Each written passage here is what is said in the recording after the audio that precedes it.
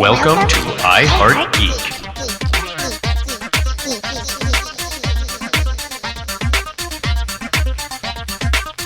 Hello, everyone, and welcome to another supplemental episode of iHeartGeek. All right, it's Pretty just awesome. you and I today. I know we're dubless. We're dubless, and we're causeless. But we're not Winchester and PB-less. No, it's just you and I, sir. Right. Now, there's a real cool reason that it's just you and I, because by almost complete accident, we found out that we have a mutual love and appreciation for an author that we are going to discuss today. Yeah, that actually, when I first saw that you put that online, that you read his books and how much you love it, and we were going to be talking about the wonderful writer Christopher Moore. Yes. I was excited right away that somebody I know that I could talk to about it, because the only other person I've really been able to talk to about it before is my brother, who actually got me into the books. Right. So to have another person to be able to talk to about all of his books and have a love of his books, because he is one of a kind. No doubt. That's for sure. So it's a wonderful thing to be able to share in knowledge of these books. And right. I have not read all of them as of yet. There's like 2 that I haven't read yet. Right. 2 of the later ones, the Secondhand Souls, right, and the Serpent of Venice. Serpent of Venice, okay. But other than that, I've read them all. Excellent. So I have actually read them all. Which book were you introduced to him? Practical Demon Cupid. Okay. My brother gave me that one and said, read this one, and then we'll go along. I know a lot of people are always introduced to him through Lamb. I was as well. Yeah, yes, because that's kind of the biggest step that he ever took, I think, in writing, and he said it himself too. Right. But it's his most adventurous one, and it can be looked at as controversial, but I don't really think he puts it in a bad light on either side. No, it's really clever. Yeah, we'll get into that one a little bit more in a minute, but let's kind of start a little bit. You have any author bio information that you could share with us? I just got a few little tidbits of when he was how he started, but first he was born January 1st. He's a New Year's baby. Oh, okay. January 1st, 1957 in Toledo, Ohio. He studied at Ohio State University, and also after that Brooks Institute of Photography in Santa Barbara, which is what brought him out to the West Coast. Okay, nice. Where now he currently lives.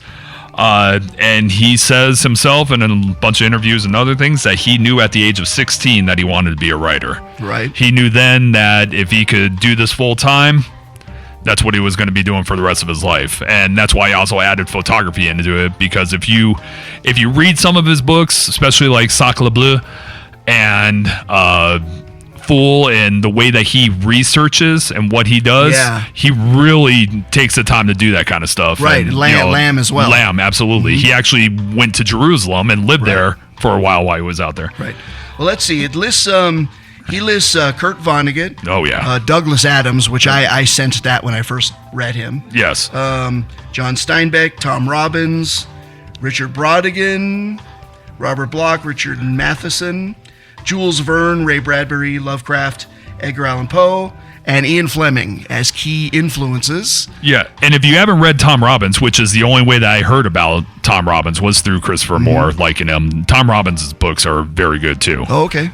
If you ever read any of those, and of course everybody knows about some of the other guys.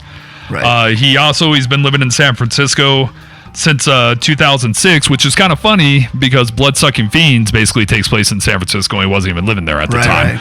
Right. But he lived in Hawaii for quite a while. He also lived in Micronesia. Oh, wow. When he was doing when he was writing for Island of the Sequin Love Nun. Right. So he goes on location to learn and write, where he is. So. And you're absolutely right. The depth of his research is, I think, unparalleled for someone writing, real escapist type, books. He's not writing historical information books, yet he gets so deep into the actual factual history of some of the settings that he writes about. Lamb comes to mind, Sacre Bleu. Yeah, well, all the artist stuff that he did for Sacre Bleu was just amazing. Right. You know what he was able to put inside of there. Right. But then he on top of it, and if anybody listening has not read him, he is so funny. So funny. And we should probably mention, not particularly for the little kids. No. Because he's a bit risque and as well. Well, yeah, Lamb definitely. Yeah, well, pretty much everything. Yeah, no, that's true. We really should watch ourselves on this family-friendly show. We can't do a lot of quoting of his funniest lines, unfortunately. But no. Yeah, so he definitely delves into the body, is what I would probably call it, the BAUDY style of writing, for sure. But yes, he's very funny, very witty, very intelligent. Yeah, and he actually he says that he befriended a stand-up comic to actually show him how to learn how to do comedic timing. Yeah, comedic timing with it. And so you can see that in his book too, with the way that he is with his dialogue. Yes. And how everybody talks to each other, and right away, through every book, whether it's a quick little insult or a longer drawn out diatribe. Absolutely. It's just it's awesome, and that's his stamp on every book that he has. Well, okay, so he one thing I noticed, so even whatever he's writing, one thing I noticed, and I kind of like what he does, is he tends to center his main hero a lot of the times. It tends to be he calls them beta males a lot of the time. A less than macho heroic lead, who is usually part of a group of rather eccentric and interesting people. Very interesting characters. Be it the character Biff in Lamb, who was best friends with Jesus and the disciples. Yes. And he was actually one of the disciples, even though he wasn't listed in the Bible. Or be it Charlie Asher in Dirty Job and Secondhand Souls, surrounded by the people who he runs the old antique shop with. And Ray and Lily. Ray and Lily, and then the Russian woman, like Bear, in his apartment. And it's always like a zany cast of characters. Yeah. And then he his books always seem to have an element of the fantastical. Yes. The mystical or the fantastical, because he's created almost a lore of sorts with, like, the Pine Cove books, for example. Yeah. Which start with Practical Demon Keeping, which is his first novel. Yeah. And he introduces several characters in that book that recur throughout almost all of his Northern Central California works, be it the vampire books or the Secondhand Souls or the Dirty Job. So those tend to take place in a time period like modern times. And then he's got the what I might call the more classic older books that take place in the past. Like, a period piece. Right. Sacre Blue, which takes place during the French Renaissance. Yes. Fool, which takes place during King Lear. Exactly. Serpent of Venice, which moves on, takes pocket from Fool, who is the main character in that book, and kind of mixes him in the story of Othello and the Serpent of Venice. Yeah. With kind of an original twist. Yeah. And then, of course, Lamb. Which is the lost years of Jesus. Of Jesus, right. Through the eyes of the childhood pal. Biff. Yeah. But yeah, you're right with the people that are reoccurring. I mean, especially with everybody from Pine Cove. Yeah. The Alphonse Rivera, the Detective Rivera, Mabel. All right. Runs the bar down there. Right. The Warrior Queen. I don't know why my mind is skipping that real quick. What her name was, but she was she's in a couple of them too, especially Stupidest Angel, where she kind of becomes the center. Right. Well, actually, Les Lizard. She's more of the center for Les Lizard. She was in Les Lizard, right? Yeah. But and then he just does something completely brilliant, if you ask me, where in the story Dirty Job, he crosses two books together, because he has Jody from the vampire from Blood-Sucking Fiends, who goes into Charlie Asher's place, and they cross books where it's happening at the same time through each book. Right. And in the third vampire book, he retells that meeting from Jody's perspective, instead of Charlie's. Yeah. So Dirty Job is kind of a special point for me in his works because that's when I met him. Yeah. He actually came. Lucky. Yeah, he came to Vegas to the Flamingo Library. Yeah. During that tour, and did a meet and greet, which I went to, and he talked a lot about how that book was emotional for him because it was during the time that his mother was dying, and his mother-in-law was dying at the same time. Right. Yeah, and they both had terminal cancer. Right, and he mentioned the whole. He learned all about the whole dying process and the whole hospice process, and a lot of emotion was poured into A Dirty Job, especially.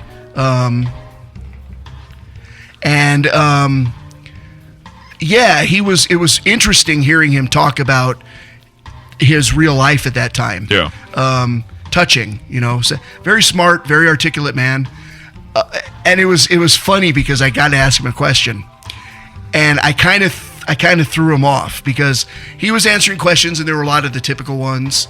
Where did you get your inspiration for this? And who are your favorite writers and things? And he was good, but I asked him. I said, so when you write about two people engaging in adult behavior, let's say that, okay, engaging in adult behavior, you don't tend to write it glamorously. You tend to write it very real, somewhat comical, somewhat messy.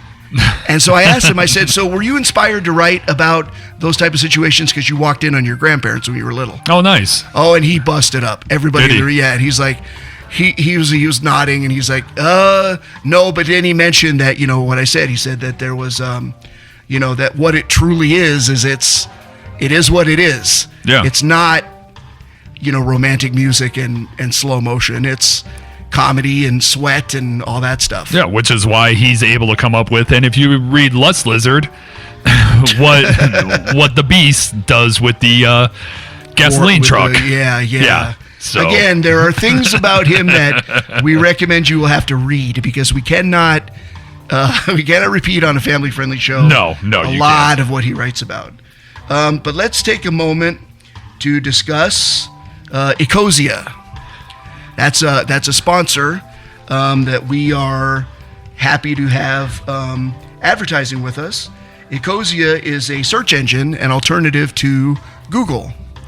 And what makes them an exciting alternative is that they have a very altruistic mission goal, which is to plant trees. Every time ad revenue is returned to them for searching through them, they will plant a tree. Yeah, so they use that income, which is at least 80% of the surplus income, to plant trees. They plant in biodiversity hotspots around the world where value will be the greatest to the environment and communities. Oh, like Vegas. It should be Vegas. Should be Vegas, we need some shade around here. Exactly. But they've already planted over 20 million trees, and they're really ambitious, so they would like to be able to do 1 billion by 2020. Wow. Which is, a realistic goal if you ask me, especially with the search engine. I mean, right. Imagine how many times a day you're looking through a search engine. Exactly. And you're searching for something. Why not use this and do some good for the environment? Right. And so they also to sort of emphasize their legitimacy, they have a tree planting officer that goes on location wherever there is new planting going on to oversee the legitimacy of the operation, which is a good thing. Yeah. They are very much into transparency. They publish their monthly financial reports and tree planting receipts, and they are a privacy-friendly engine. Yeah, which is a big deal to a lot of people. Sure, in this day and age especially. Yeah, absolutely. So it's time to heal and regenerate the world's forests and the communities affected by deforestation. It's free. You're going to search the web anyways. Why not plant a tree while you're at it? Exactly. So they do have an app, which you can find on almost all of your app stores, the iOS store or Google Play. They have a website, which is https://ecosia.co. And then if you put /geek, it will reflect the fact that you found your way there through us.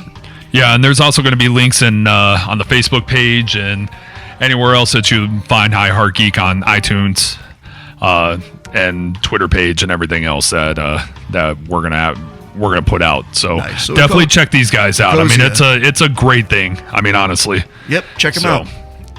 All right, so Christopher Moore has written 16 books. That's a great career right there for the type of books that he writes. And he has no visible sign of stopping anytime soon. Nope. He is a personal influence, one of two that I would call a writer that influences my own writing attempts. Him and Douglas Adams. Oh, absolutely. And he's very personable. He's communicated with me in little ways on Facebook and Twitter. Yeah. He does it with a lot of people. Yeah, he's real huge into Twitter. That's who I've followed for years now, and he's I like following him on Twitter. He's pretty funny. It's nice to have someone so accessible. Yeah. Real down to earth guy. I wish he'd tour out here a little bit more. As his last couple of book tours, he hasn't come out to the Vegas area. Probably because somebody asked him a real crazy question once about grandparents getting called. I wonder what that was all about. Scared him off. PB messing it up for everybody. Yeah, exactly. All right, so Practical Demon Keeping is where he got his start. Actually, I take that back. He started with a couple of short stories in '87. Our Lady of the Fishnet Stockings and Cat Karma, which, to be totally honest, I need to read. As much as I may have read the novels, I haven't. I have not read those short stories either. But I'm going to definitely track those down. His first novel was Practical Demon Keeping, which introduced us to Catch. Yeah, the companion of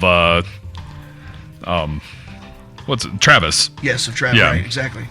And he's a demon from one of the deeper layers of hell. I remember something like the 131st layer. Yeah, I'm sure I got that wrong, Chris. I apologize. But yeah, he was a sort of a minor demon, summoned and traveling with Travis, basically keeping him young and keeping him alive as long as Travis will provide him with victims.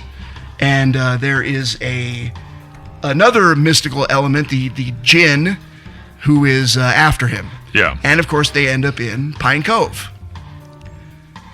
which is again sort of a central place where the central coast of California, right, where he decided to make his own little town away from have that quiet little town feel to it, which you'll see in some of the later books, right, where they go to Mabel's bar and right, the one constable of the town, Crow, I believe, Crow, right. Yeah.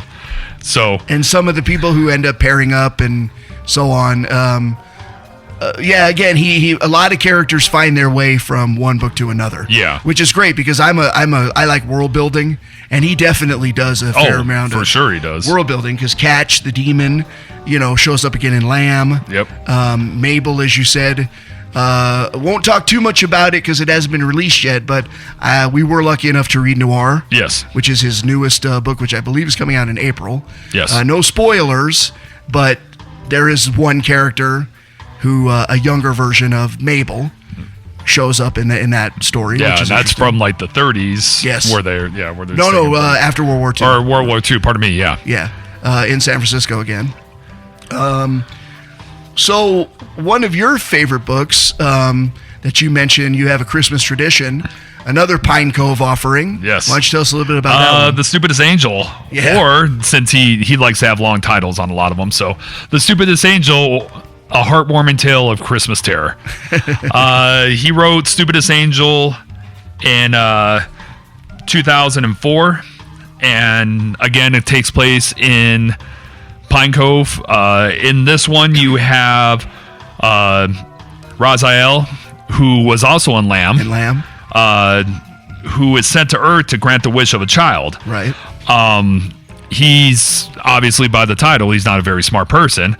And he decides to help a boy witness a death of a man dressed as Santa Claus, and the kid was distraught because he watched Santa Claus die. So the kid wanted Santa Claus brought back to life. So that guy was brought back to life who was dressed as Santa Claus, which was, a guy who did a lot of problem onto the town, one of the town jerks, basically. Right. So meanwhile, the town is preparing for a community dinner gathering at the local church near the cemetery, and the angel causes the town people to fall under siege by brain-hungry zombies who arise from their burial plots. And one thing that's interesting about this book, it takes the main character from Island of the Secret Love Nuns, Tucker Case, the pilot, and Roberto, and his talking bat Roberto, and brings them to Pine Cove. Yes. After he had already had quite an adventure in Island of the Secret Love Nuns. Yeah. And he's running around trying to figure out, all he's trying to do is actually meet a lady to shack up with. Yeah. But then he kind of gets thrown into this whole thing where, the zombies are running amok. There is a fantastic section in the book where the dead in the cemetery are all actually talking to each other. Yeah, and it's fantastic. Before they show up. Yeah, before they show up. And it's fantastic conversation because it's what do dead people do when they're sitting inside the cemetery and they just all talk to each other. And it's great stuff. Well, that's the mind of Moore and his very interesting, fun dialogue. Yes. And almost like, again, a zany cast of characters in unto themselves. Yes. The dead. So you also have, in that you have Dionys Crow. Yeah. Yeah, Crow, who's the town constable. He's also in, Les Lizard. But where he's, Theophilus. Yeah. Or I'm still probably saying that wrong. I'll just say Crow. Theophilus. Or Theophilus, yeah. And then the crazy lady of the town, former B-movie star Molly. Yeah, she's in there too. Those two are actually married in Stupidest Angel, where Les Lizard came first, where they kind of talked about the two of those ones first. Les Lizard, it's a little hard to talk about because it's a little more of the adult style to it, but yeah. Well, Love Nuns is too. Yeah. Actually, again, almost all of his material at times. So, but Stupidest Angel has been my Christmas little deal to read that every single Christmas because it's just a fun Christmas story. Right. He has a very, one thing I love about his writing is it is pure escapism. Yes. There's whatever his political views, his life views, what have you, they don't find their way into these books. They're free of all that sort of, influence or burden, whatever you would like to call it. Yeah. And that's part of what makes reading his work so awesome because he's so good at painting a visual picture of the surroundings. like the foggy Pine Cove or, the rat-infested, France of the Renaissance or the... how he did San Francisco in noir. How he's able to talk about how the slums and everywhere in Chinatown and what all those look like. I could totally see just the smell. I could smell the smells and see the fog, and it was just, it's great. And then, one that I definitely recommend you do get a hold of and read, Serpent of Venice, which is the second time he took... Shakespeare, and who he's a huge fan of, and molded it into kind of his own story, which he had done in Fool, first with the character Pocket, who is interesting. Yeah, he's every bit of court gesture, but just he's the jester from Lear. Yeah, just a foul little man who's devious and good with knives. Yes, and fairly acrobatic. Yes, action hero-ish in a way. But then again, like all his characters, not really, Yeah. Let's talk a little bit about his vampire trilogy. Oh yeah, I think of that as kind of like one long book. Yeah, because where you have everybody going through. He wrote Bloodsucking Fiends in 1995, so it wasn't yet the vampire craze that started to happen. But he did do 2 follow-up books. Bite Me and You Suck and then Bite Me. Right. So what did where Blood-Sucking Fiend starts off is you have Jody, a young single redheaded woman who's attacked by a vampire and soon finds out that she has become one herself. Correct. She ends up meeting Tommy Flood, a wannabe writer who moved to the city, and he essentially becomes her minion for the days. Right. But of course, there's that little love story there where Tommy starts to fall in love with her because he's just a simple little guy from Indiana. Plus, he works at the grocery store with the Safeway. Yeah, with the animals. With the animals. So again, where they're turkey bowlers. Turkey bowlers, yeah. right? The zany cast of characters, surrounding the protagonist. Yeah. Which is so funny. That book also introduces one of my favorite characters, which is the Emperor of San Francisco. Yes. Which they did say that they based him off of a real character. Yeah, a real character. Emperor Norton was a citizen of San Francisco who in 1859 proclaimed himself Norton I, Emperor of the United States. Right. But he would just make those wild claims that he was the emperor and watched over everybody. So he's a very wise homeless man. Yes. He's got the two dogs, his men, Lazarus and Bummer. Yes. Great names, by the way. Yeah, dogs. very great names. And again, talk about recurring. Emperor shows up in all the vampire books. Yes. He shows up in A Dirty Job. Yeah. And I believe he's in Secondhand Souls again as well. Okay. Because that's a sequel to A Dirty Job. He's a fun character. Yeah, and then he followed it up in 2007 with You Suck. The problem is I got to reread it because when I first bought it, when it first came out, I read it in one day. Oh, did you? Yeah. Wow. So I had nothing to do that day. I sat outside. The friends where I was living had a pool. Sat out there by the pool. I seriously read that book in one day. It's satisfying now because now that all three of them are out. Yeah. Because I honestly think of them as one big book. They really are because they fall attach. one after the other because that one picks up directly. And of course there's going to be a few spoilers here if you didn't know, but Tommy basically becomes a vampire for a while. With Jody. Yeah. You're also introduced to Lily coming back in. Right. And it's funny because Lily's a little goth girl, right, who believes that she's something more, and she's the one who you envision being a vampire, not Jody, who's right. Very, very girlish, and Tommy, who's just kind of a wimp and another beta male, if you will. Right. But Lily really wants to be, and she's 15 years old. Yeah. So that's a problem right there. But she kind of becomes their minion, and she also writes a lot of really hilarious diary entries for these books. That's right, she does. Which was a lot of fun. Let's see, and then you have the next book, which will be Bite Me Love Story, which came out in 2010, and that one just continues on.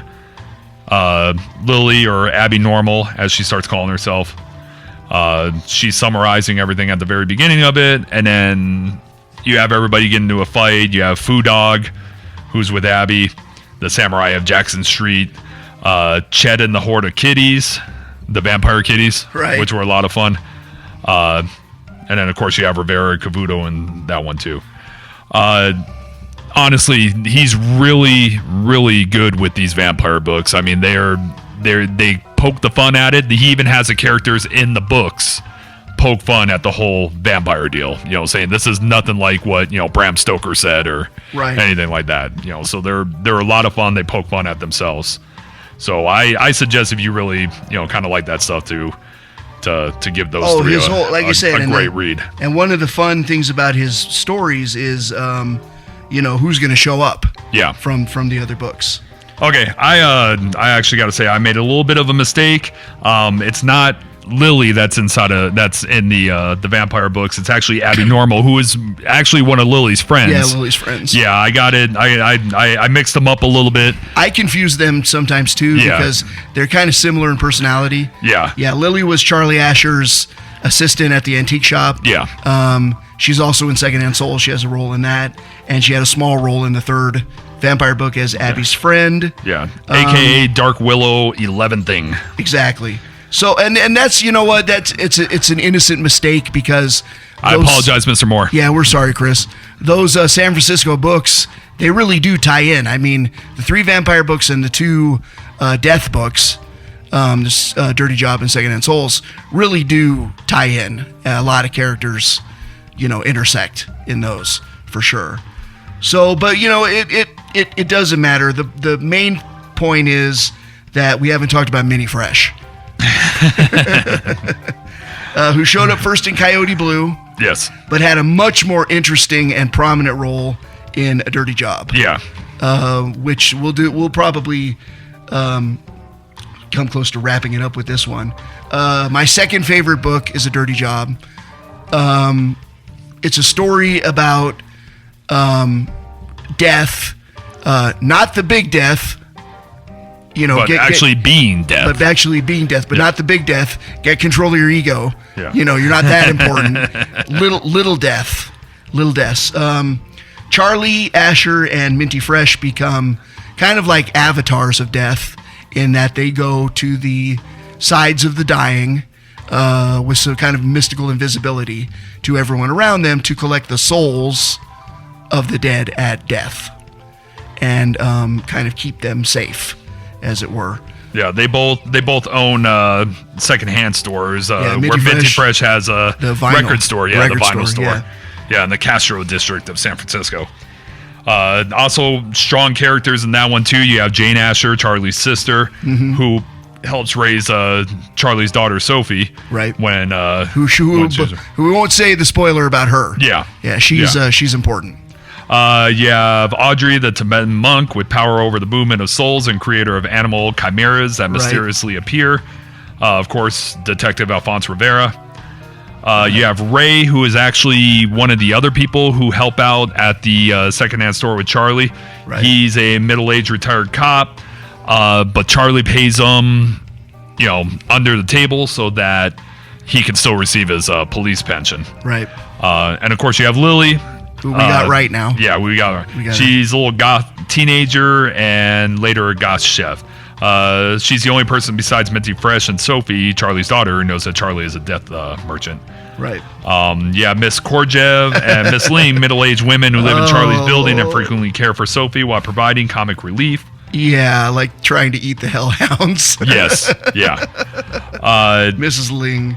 Yeah. Oh my goodness! And this was I know Mr. Moore has said that all of his books at some point or another have actually been optioned for movies.